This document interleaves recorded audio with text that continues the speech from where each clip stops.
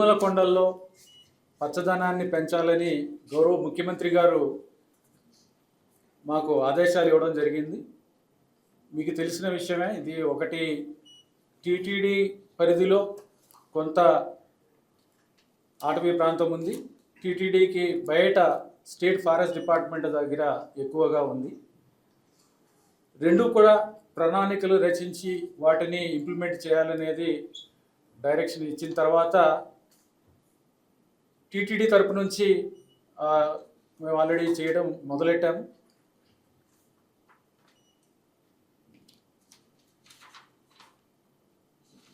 కానీ టీటీడీ బయట ఎక్కువగా ఉన్న ప్రాంతము స్టేట్ గవర్నమెంట్ కంట్రోల్లో ఉంది కాబట్టి వాటికి కూడా వారి ద్వారా కూడా చేయడానికి వారికి ఫండింగ్ అడిగారు. టీటీడీ నుంచి వారికి 4 కోట్ల ఫండింగ్ ఇవ్వాలని ఈరోజు బోర్డు నిర్ణయం తీసుకోవడం జరిగింది. దీని ద్వారా 68% ఉన్న పచ్చదనాన్ని 80% పెంచాలనేది ఈ నిర్ణయం. ఈ ఫండ్ని ఫేజ్ వైజ్ మానిటరింగ్ చేసుకుంటూ ఇంప్లిమెంటేషన్, ఇది 3 సంవత్సరాల్లో దీన్ని విడుదల చేయాలని నిర్ణయించడం జరిగింది.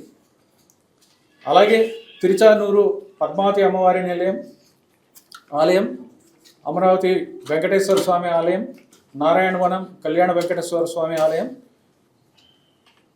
కపిలతీర్థ కపిలేశ్వర స్వామి ఆలయం, నాగులాపురం వేదనారాయణ స్వామి ఆలయం, ఒంటిమిట్ట కోదండరామస్వామి ఆలయం, వీటి సమగ్ర అభివృద్ధి కోసం ప్రణాళికలు తయారు చేయడానికి ఒక కన్సల్టెంట్కి ఇచ్చి దీని ద్వారా అభివృద్ధి ప్రణాళికలు వచ్చిన తర్వాత డీటెయిల్ ప్రాజెక్ట్ రిపోర్ట్స్ వచ్చిన తర్వాత వీటిని అభివృద్ధి చేయడానికి దీనికి నిర్ణయం తీసుకోవడం జరిగింది. అలాగే గతంలో బోర్డు సమావేశంలో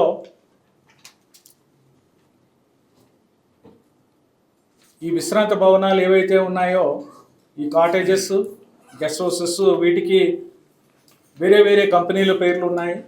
ఈ కంపెనీల పేర్లు ఉండకూడదు. ఈ ప్రాంతం యొక్క పవిత్రతని ప్రతిబింబించేలా ఉండాలి, ఆధ్యాత్మికతని ఇది రిఫ్లెక్ట్ చేయాలనే ఉద్దేశంతో ఒక నిర్ణయం తీసుకోవడం జరిగింది. వీటిల్లో 75 పేర్లను కూడా టీటీడీ ఎంపిక చేయడం జరిగింది. ఈ నిర్ణయం మేరకు 45 విశ్రాంత గృహాల్లో ఈ భవనాల పేర్లు మార్పు చేయడం జరిగింది. దీంట్లో 42 మంది టీటీడీ సూచించిన పేర్లని మార్పు చేశారు. 3 ఇంకా మార్పు చేయడానికి మిగిలి ఉన్నాయి. ఒకటి దాంట్లో ఇండియన్ ఆర్మీకి చెందినదే ఒకటి ఉంది. దాన్ని వారితో చర్చించి నిర్ణయం తీసుకుంటాము. మిగిలిన 2 ప్రైవేటు విశ్రాంతి గృహాలు ఉన్నాయి, వారు స్పందించలేదు. వాటిని కూడా టీటీడీ తరపు నుంచి మేమే స్వయంగా దాన్ని మార్చాలనేది నిర్ణయం తీసుకోవడం జరిగింది. అలాగే బిగ్ క్యాంటీన్లు, జనతా క్యాంటీన్లు ఏవైతే ఉన్నాయో, గతంలో క్వాలిటీ మీద ఒక ఇంపార్టెన్స్ లేకుండా, ప్రాధాన్యత లేకుండా ఎవరు ఎక్కువ టీటీడీకి ఆదాయం ఇస్తారో వారికి ఇవ్వడం జరిగింది. ఈ ఆదాయం ప్రాతిపదికగా టెండర్ పిలవడం వలన అందరూ కాంపిటీషన్లో ఎక్కువ రేటు వేయటం, ఎక్కువ రేటు ప్రజల నుంచి ఛార్జ్ చేయడం, వచ్చిన వారికి తినడానికి వచ్చిన వారికి, అలాగే క్వాలిటీ కూడా సరిగ్గా లేకపోవడం జరుగుతుంది. అందుకని గతంలో బోర్డు ఒక నిర్ణయం తీసుకోవడం జరిగింది. ఏమిటంటే, మనకి రెవెన్యూ ఫోకస్ కాదు, రెవెన్యూ అనేది మనకి ప్రాధాన్యత కాదు. రెవెన్యూ అనేది రావాలి, కానీ ఒక రీజనబుల్ రెవెన్యూ ఉండాలి. ఆ రెవెన్యూ ఫిక్స్ చేసుకుని ఎంత ఇవ్వాలి, ఎంత ఆదాయం టీటీడీకి ఇవ్వాలని, అది దాని మీద టెండర్ చేయము. దాని మీద మనము లాభం పొంది భక్తులకు అసౌకర్యం కలిగించకూడదనే ఉద్దేశంతో ఒక నిర్ణయం తీసుకోవడం జరిగింది. అంటే రెవెన్యూ అనేది ఫిక్స్ చేసేసి తర్వాత ఎవరైతే క్వాలిటీ ఇవ్వగలరో వాళ్ళకున్న ఎక్స్పీరియన్స్ని బట్టి, వాళ్ళకున్న క్వాలిటీ పారామీటర్స్ చూసుకుని, వాళ్ళకున్న టర్న్ ఓవర్ని చూసుకుని, వాళ్ళకున్న వివిధ ప్రాంతాల్లో వాళ్ళు ఏమేమి చేస్తున్నారు ఏంటి, వాళ్ళ రెప్యుటేషన్ ఏంటి, ఇవన్నీ చూసుకుని అలాంటి వారికే ఇవ్వాలి అనేది కూడా నిర్ణయం చేయడం జరిగింది. దానికి సంబంధించి లైసెన్స్ ఫీజు ఎవరెవరు ఎంత పేమెంట్ చేయాలి దాన్ని ఫిక్స్ చేసి టెండర్లో అది పెట్టడం జరుగుతుంది. ఆ టెండర్లో పెట్టిన తర్వాత మనము ఆ క్వాలిటీ పారామీటర్కి సంబంధించిన వాళ్ళ రికార్డులు అవి మనకి ఇస్తారు. దాన్ని బట్టి ఎవరి క్వాలిటీ ఎక్కువ ఉందనేది చూడటం, అలాగే శాస్త్రస్థాయిలో కూడా మనం వెళ్ళి దాన్ని పరిశీలించి ఒక టీం వెళ్ళి పరిశీలించి ఎలా ఉన్నాయనేది కూడా చూసుకుని వారు వేరే చోట నిర్వహిస్తున్నప్పుడు ఎలా చేస్తున్నారు అనేది చూసుకుని వాళ్ళకి ఏమైనా బ్రాండ్ రికగ్నిషన్కి అవార్డ్స్ ఏమైనా వచ్చాయా, వాళ్ళకి ఎలా ఉన్నాయి, వాళ్ళ రేటింగ్స్ ఏమున్నాయా, ఇవన్నీ కూడా చూసుకున్న తర్వాత ఎవరికి ఇవ్వాలనేది బోర్డులో నిర్ణయం తీసుకోవడం జరుగుతుంది.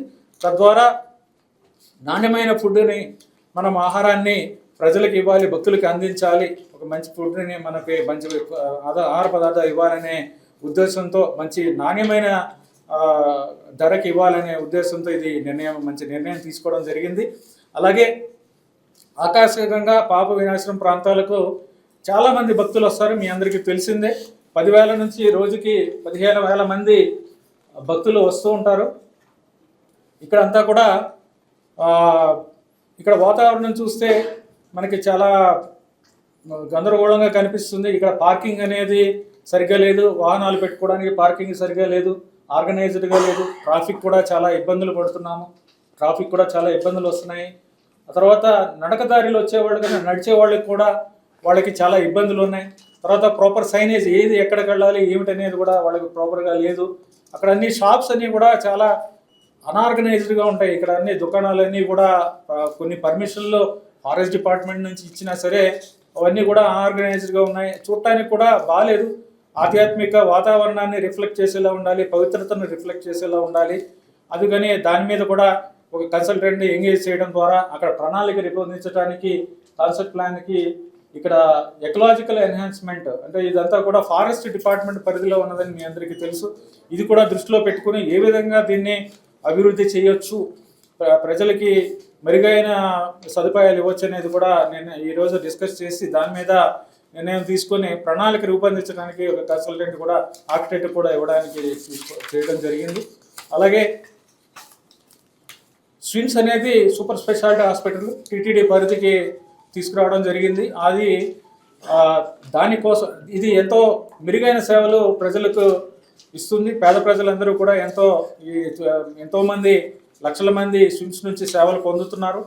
ఈ స్విమ్స్కి ప్రతి ఏడాది 60 కోట్ల గ్రాంట్ టీటీడీ తరపు నుంచి ఇవ్వడం జరుగుతుంది. దాంతోపాటుగా 100 కోట్లకు మించి టీటీడీ తరపు నుంచి స్విమ్స్కి ఆర్థిక సహాయం వివిధ రూపాల్లో ఇవ్వడం జరుగుతుంది.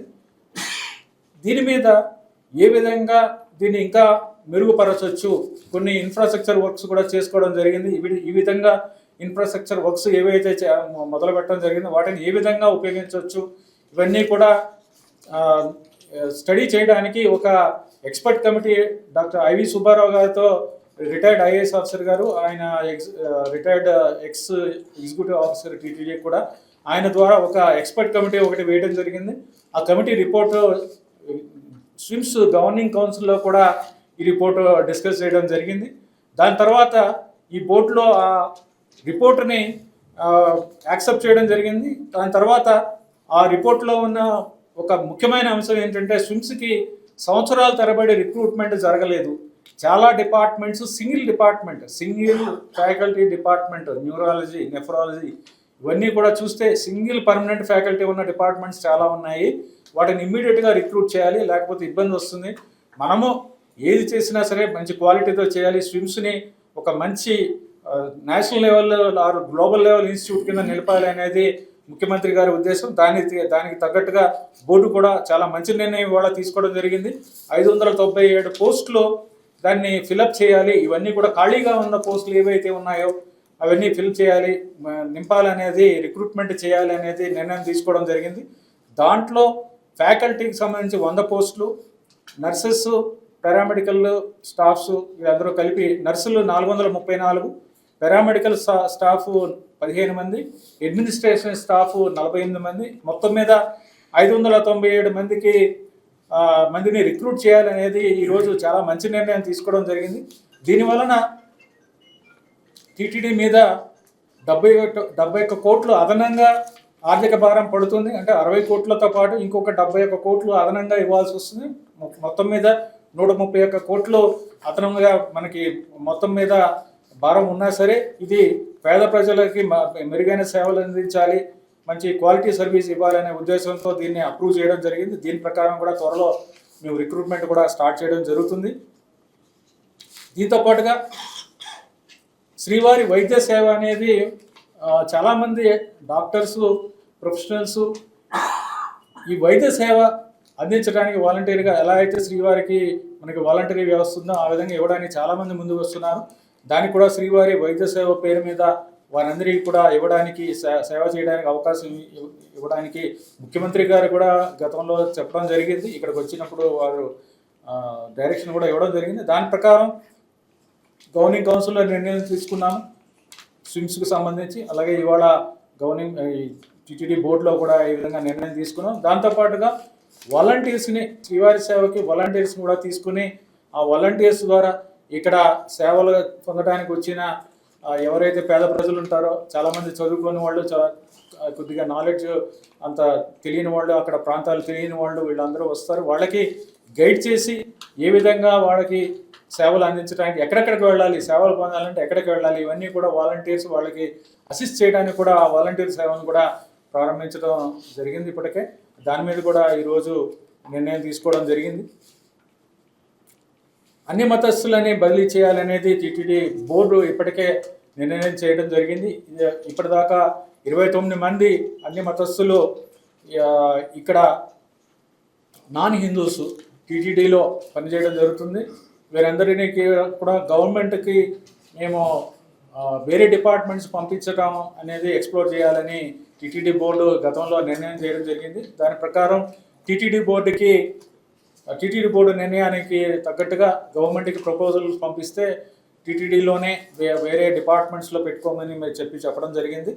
దాని తర్వాత బోర్డులో బీఆర్ఎస్ వాలంటరీ స్వచ్ఛంద పదవీ విరమణ స్కీమ్ అంటే వాలంటరీ రిటైర్మెంట్ స్కీమ్ ఒకటి ప్రపోజ్ చేయమని చెప్పడం జరిగింది.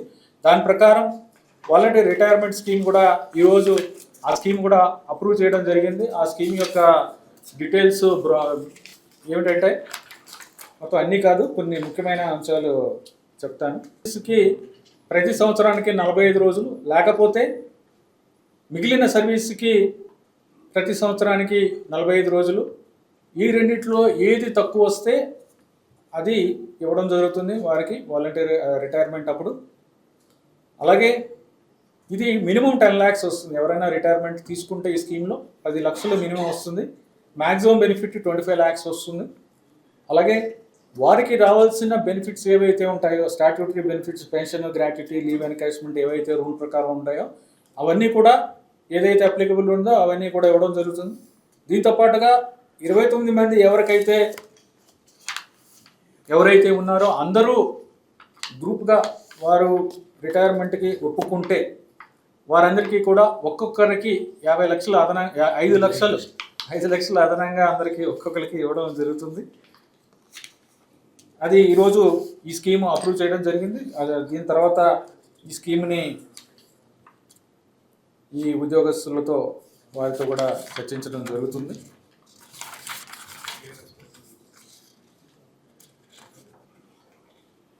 తిరుమల ఆలయ భద్రత దృష్టిలో పెట్టుకొని, ఆ భద్రతను దృష్టిలో పెట్టుకొని యాంటీ డ్రోన్ టెక్నాలజీని కూడా తీసుకుని రావాలి. డ్రోన్స్ పని చేయకుండా ఇక్కడ చేయడానికి ఒక టెక్నాలజీ ఒకటి అవైలబుల్గా ఉందని తెలిసింది. ఆ టెక్నాలజీని కూడా ఉపయోగించుకొని చేయడానికి బోర్డులో నిర్ణయం తీసుకోవడం జరిగింది. ఒంటిమిట్టలో మొన్న సీతారాం కళ్యాణం జరిగినప్పుడు ముఖ్యమంత్రి గారు ఒక నిర్ణయం ప్రకటించారు. అక్కడ నిత్యం అన్నదానం జరగాలి అనేది సారు చెప్పడం జరిగింది, గౌరవ ముఖ్యమంత్రి వారు చెప్పడం జరిగింది. దాని నిర్ణయం ప్రకారం త్వరలోనే ఇక్కడ ముఖ్యంగా మాకు ఉన్న ఇబ్బంది ఏంటంటే ఇక్కడ బిల్డింగ్ అనేది కావాల్సినంత సైజులో ఉన్న బిల్డింగ్ లేదు. దానికి టెంపరీగా ఒక బిల్డింగ్ ఏదన్నా సరే ఒక టెంపరీ స్ట్రక్చర్ అన్నా పెట్టి అక్కడ అన్నదానం అనేది త్వరలోనే మొదలు పెట్టాలనేది ఇవాళ నిర్ణయం కూడా బోర్డులో తీసుకోవడం జరిగింది. అలాగే రాజధానిలో ఉన్న రెండవ ముఖ్యమైన టీటీడీ దేవాలయం తుళ్ళూరు మండలంలో అనంతవరంలోని టీటీడీ దేవాలయం, దీన్ని కూడా సమగ్రంగా అభివృద్ధి చేయడానికి, వెంకటేశ్వర స్వామి ఆలయాన్ని అభివృద్ధి చేయడానికి 10 కోట్లు ఈరోజు దీన్ని అప్రూవ్ చేయడం జరిగింది. ఇటీవలే మీరందరూ కూడా చూస్తుంటారు, స్వామివారికి సంబంధించిన స్వామివారిని కీర్తిస్తూ గోవిందనామాల ఈ భజన ఇవి ఉన్నాయో, ఈ సాంగ్ ఏదైతే ఉందో దీన్ని వక్రీకరించి డిడి నెక్స్ట్ లెవెల్ మూవీ నుంచి ఒకరు వక్రీకరించి భక్తుల మనోభావాలు దెబ్బతినేలాగా దీన్ని కంపోజ్ చేసి యూట్యూబ్లో రిలీజ్ చేయడం జరిగింది. దీని మీద కూడా లీగల్ చర్యలు తీసుకుంటామని లీగల్ నోటీస్ కూడా ఇవ్వడం జరిగింది. దాంతోపాటు ఈ గీతం ఏదైతే ఉందో, ఈ భజన ఏదైతే ఉందో, ఈ గోవిందనామాల మీద ఇది టీటీడీకి రైట్ కూడా ఉంది. ఎందుకంటే ఇది ఆల్రెడీ మేము దాన్ని రికార్డ్ చేసి యూట్యూబ్లో ఆన్లైన్లో కూడా పెట్టడం జరిగింది. దీని మీద కూడా కాపీరైట్ వైలేషన్ మీద కూడా వారికి నోటీస్ ఇవ్వడం జరిగింది, లీగల్ నోటీస్. ఇక దానికి రిప్లై వచ్చిన తర్వాత దాని మీద తదుపరి చర్యలు ఏం తీసుకోవాలనేది కూడా నిర్ణయం తీసుకోవడం జరుగుతుంది. భవిష్యత్తులో ఇటువంటివి ఏమైనా చేసినా కూడా టీటీడీ గట్టిగా చర్యలు తీసుకుంటుంది, క్రిమినల్ చర్యలు కూడా తీసుకుంటాము. ధన్యవాదాలు. ఓం నమో వెంకటేశ్వర. చూడండి, అది ఇజ్రాయెల్ది టెక్నాలజీ ఒకటి ఉందని చెప్పారు. చాలా టెక్నాలజీస్ ఉన్నాయి, అవి ఒకసారి స్టడీ చేస్తాము. ఏమేమి టెక్నాలజీస్ ఉన్నాయని చూసి దాని మీద బోర్డులో నిర్ణయం తీసుకోవడం. రాజధానిలో 10 కోట్లకు సంబంధించి రష్ ప్రపోజల్స్ ఇంతకుముందు ఒకసారి వచ్చి వెనక్కి వెళ్ళిపోయింది ప్రపోజల్స్. ఇది కాదు, ఇది వేరేది కదా. అనంతపురం ఇది వేరే టెంపుల్. అమరావతిలో ఉన్న వెంకటాపురంలో ఉన్నదానికి ఆల్రెడీ ఇంతకుముందు చెప్పా కదా, అది కన్సల్టెంట్ని పెట్టి ఇప్పుడు ఉన్న ఆలయం ఏదైతే ఉందో దాన్ని చిన్నది చేయడం జరిగింది. దాన్ని పెద్ద ఆలయం ఒరిజినల్ ప్లాన్ ఏదైతే ఉందో దాని ప్రకారం కట్టి బయట ఇంకా ఫెసిలిటీస్, పిల్గ్రిమ్ ఎమ్యూనిటీస్ సెంటర్ ఇవన్నీ కూడా అర్చకులకి ఉన్న ఇది అడ్మినిస్ట్రేటివ్ బిల్డింగ్, అర్చకులకు ఒక బిల్డింగ్, తర్వాత పిల్గ్రిమ్ వెయిటింగ్ హాలు, ఇంకా అన్నప్రసాదం కాంప్లెక్స్, ఇవన్నీ కూడా చేయాల్సినవి ఉన్నాయి. ఇవన్నీ కూడా చేయడానికి ముఖ్యమంత్రి గారు పోయినసారి రివ్యూ మీటింగ్లో ఏమన్నారంటే ఆయనకి అంతా చూపించిన తర్వాత ఇది ఇంకా బాగా చేయాలి, దీన్ని బౌండరీ వాల్ కూడా ఏదైతే కాంపౌండ్ వాల్ ఉంది కదా అది కూడా చాలా ఆర్డినరీగా ఉంది, దీన్ని మంచి స్టాండర్డ్లో చేయాలని చెప్పి ఒక మంచి కన్సల్టెంట్ తీసుకోమన్నారు. అందుకే ఈరోజు బోర్డులో కూడా అప్రూవ్ చేయించుకున్నాము. బోర్డులో అప్రూవ్ అయిన తర్వాత ఆ కన్సల్టెంట్ని ఎవరైనా తీసుకుని కాంప్రహెన్సివ్గా ఒక మంచి స్టాండర్డ్లో చేయాలనే ఉద్దేశంతో ఇది చేయడం జరిగింది. ఇది ఏదండి స్టేట్ విజిలెన్స్ నివేదిక ఇంకా మాకు రాలేదు, రాష్ట్ర ప్రభుత్వం నుంచి మాకు రాలేదు. ఇంకా టీటీడీ ఆగమ సలహా మండలి మార్పు చేయడం జరిగింది. అది ఇష్యూ చేయలేదా ప్రెస్ రిలీజ్? సిపిఆర్ గారు ఇంకా అవ్వలేదు, ఇంకా సైన్ చేశాను, అది రిలీజ్ చేస్తాం. అది ఇష్యూ ఏమైంది? ఇష్యూ చేయలేదా? వస్తుందండి, అది అప్రూవ్ అయిపోయింది. అది శ్రీవారి దర్శనానికి ఏఐ విధానం ప్రవేశపెట్టారు, కాలం పట్టొచ్చు. అది గూగుల్కి మొన్న అప్రూవ్ చేయడం జరిగింది. గూగుల్ ఎంఓయూ చేసుకున్నాము మొన్ననే. తర్వాత టీసీఎస్ వాళ్ళు కూడా దాని మీద స్టడీ చేస్తున్నారు. స్టడీ చేసి మేబీ 3-4 నెలల్లో వాళ్ళు ఏదైనా రికమెండేషన్ ఏమన్నా చేయొచ్చు. ముఖ్యంగా మనకున్న కన్స్టెంట్ ఏంటంటే డేటా అనేది ప్రాపర్గా లేదు, అంతా మాన్యువల్గా మెయింటైన్ చేయడం జరిగింది. ఏ టెక్నాలజీలో చేయాలంటే డేటా కంపైల్ చేయడం అనేది చాలా ఇంపార్టెంట్. ఆ డేటా అనేది లేదు. కొంతవరకు గత 6-10 నెలల్లో మనం డేటా అనేది కొంతవరకు బిల్డప్ చేయడం జరిగింది కొంత టెక్నాలజీ ఉపయోగించి. సో వారికి ఇది ఒక పెద్ద ఛాలెంజ్. సో చేస్తారు వాళ్ళు. సరే, నాన్ హిందూస్కి సంబంధించి TTD board had recommended to the government to take the non-Hindus into the government's fold. Has the government turned down the TTD's plea, and when it suggests that TTD should accommodate? TTD should accommodate in non-Hindu, non-religious organizations అని చెప్పారు. So దాని తర్వాత బోర్డులో ఇది వేరే డిపార్ట్మెంట్లో తీసుకోవడానికి అంత డిపార్ట్మెంట్స్లో ఇబ్బంది.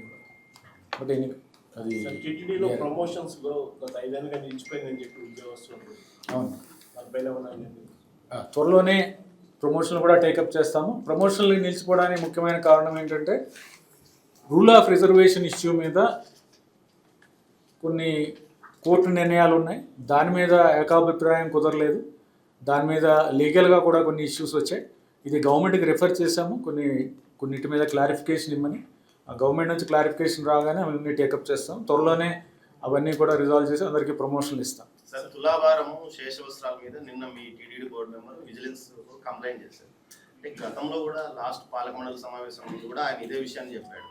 గతంలో 2019-24 మధ్య కాలంలో ఏదైతే తులాభారం ఇష్యూలో చాలా తక్కువగా అమౌంట్ చూపించినారు. దీనిపైన ఏమన్నా మీరు లాస్ట్ పాలక మండలి సమావేశానికి ముందు కూడా ఇష్యూలు లేవనెత్తాడు సార్. మళ్ళీ విజిలెన్స్ వరకు పోవాల్సిన అవసరమా? ఇక్కడ మీరు అంతర్గతంగా ఏమైనా విజిలెన్స్ విచారణ జరిపిస్తారు? విజిలెన్స్ విచారణ ఇప్పటికే మొదలైందండి. విజిలెన్స్ సివిఎస్ఓ గారు ఆయన పర్సనల్గా మానిటర్ చేస్తున్నారు. దాని మీద విజిలెన్స్ ఎంక్వైరీ జరుగుతుంది. అంటే తేడా ఏమైనా ఉంది సార్? అప్పటికి ఇప్పటికి ఆదాయం అప్పుడు తక్కువ చూపించారా, ఇప్పుడు ఎక్కువ చూపించారా?